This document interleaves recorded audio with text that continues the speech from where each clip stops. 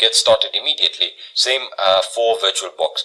Now for the rest of the video, I'll be continuing with VMware, and that's because, as I said, I've kind of lost the liking for VirtualBox, and that's no offense to VirtualBox. I just like VMware because it's never let me down, and there aren't any compatibility issues with installing the the libraries or all of that.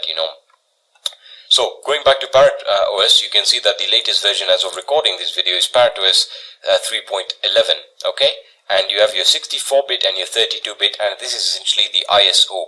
Alright, so the ISO for Parrot is really very simple to install.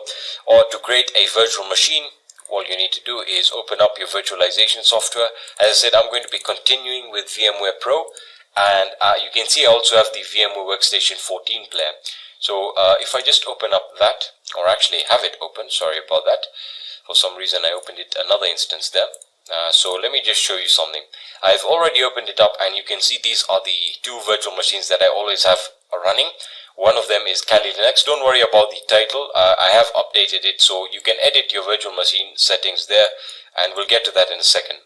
Alright, so I have Kali Linux and Metasploitable 2. Now don't worry about this. If you want to create a new virtual machine, just go into File, New Virtual Machine, go for Typical, and next you want to then select your ISO image. As you can see, mine is for some reason selected on Ubuntu ISO, so just hit next. We'll use that as an example.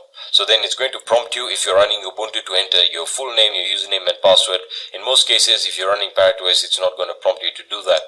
Okay, but as I said, if you're running this on a virtualized piece of software, if you want to run this in terms of virtualization, then do not download the ISO unless you're using Parrot OS. Download the virtual machine file here.